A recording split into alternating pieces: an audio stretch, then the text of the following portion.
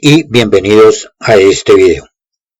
A continuación abordaremos tres de las preguntas en el área de Ciencias Naturales, componente químico, aplicadas en el más reciente examen ICFES Saber 11. Veamos la introducción a la primera pregunta. Una estudiante tiene la siguiente tabla periódica con algunos elementos. Se observa la tabla con los elementos referidos: hidrógeno, carbono, silicio y flúor, así como también se indica la afinidad electrónica y el radio atómico de los mismos. Y continúa diciendo, ella sabe que los enlaces covalentes se forman entre dos átomos cuando la diferencia de sus afinidades electrónicas es pequeña y que son más estables cuando la diferencia de sus radios atómicos es menor. A partir de esta información se estructura el enunciado de la primera pregunta de la serie. De acuerdo con esta información, ¿cuál de las uniones, carbono-hidrógeno o silicio-flúor, forma un enlace covalente más estable? Y aparecen las opciones de respuesta. Bien, al hallar la diferencia de las afinidades electrónicas entre el silicio y el flúor, esta es igual a 194. Pues a la afinidad electrónica del flúor, que es 328, se le resta 134, que es la del silicio. Ahora, la diferencia de la afinidad electrónica entre el hidrógeno y el carbono es igual a 49, pues se resta 73 a 122. Esto indica que entre el hidrógeno y el carbono se puede realizar un enlace covalente. Sin embargo, la estabilidad, y de acuerdo con la introducción a la pregunta, donde se indica que estos enlaces son más estables cuando la diferencia de sus radios atómicos es menor. Pero en las opciones de respuesta no se da este argumento. En todas se habla de la diferencia de afinidades electrónicas. Ahora, efectivamente la diferencia de los radios atómicos es muy inferior entre el hidrógeno y el carbono. De acuerdo con la tabla, 0,7 del carbono menos 0,25 del hidrógeno es igual a 0,45. Mientras que la diferencia de los radios atómicos entre el silicio y el flúor es de 0,82. Así que es más estable el enlace covalente entre el hidrógeno y el carbono, pero por tener menor diferencia entre los radios atómicos. La verdad, recibimos la pregunta de esta manera y no tenemos certeza si se aplicó de esta forma en el examen. De todas formas, y para ser fiel al principio de no dejar preguntas sin responder, se marca la opción C como la correcta.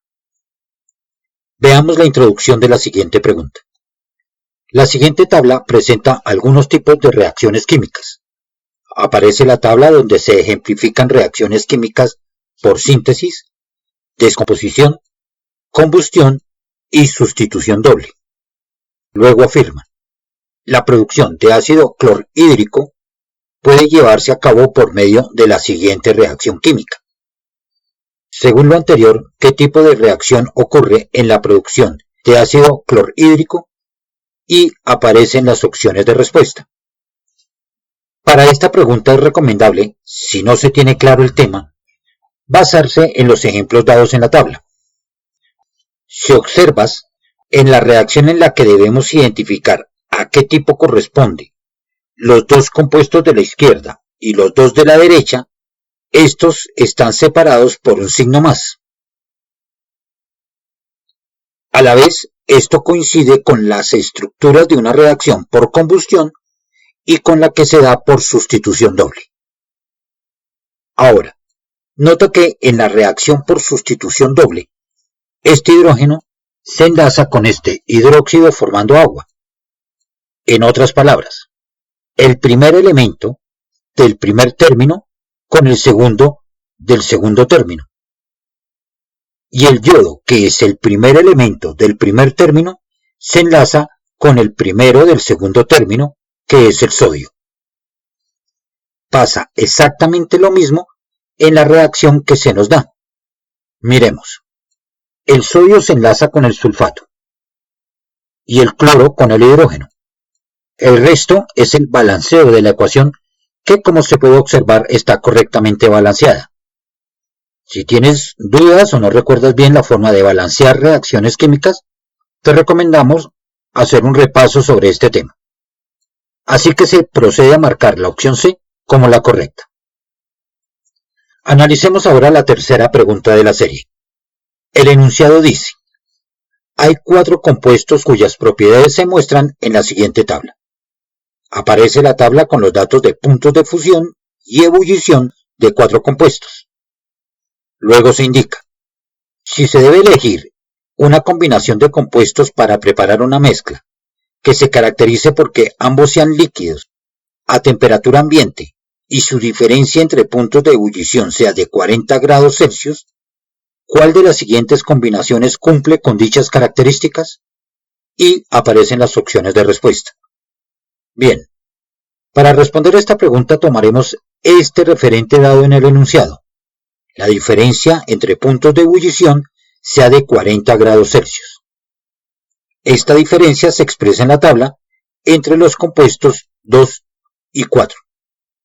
Además, los dos compuestos se encontrarán en estado líquido con temperaturas superiores a los menos 8 grados centígrados, dado que el compuesto 4 es el que tiene un punto de congelación o temperatura de fusión a esta medida de temperatura.